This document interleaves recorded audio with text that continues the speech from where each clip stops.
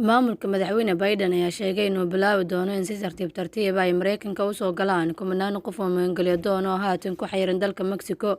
Waxa uu sheegay in laga bilaabo usbuuca soo socda uu ka howlgeli doono codsiga 25,000 oo qof oo dacwadooda magangalyo doonka ay haatan diyaar tahay.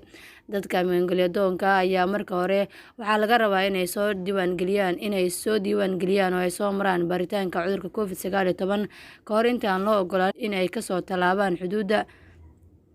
Tallaabadan ayaa lagu doonayaa in lagu laalo siyaasadihii sida weyn loo dhaliili jiray ee madaxweynihii hore ee dalkaasi Donald Trump.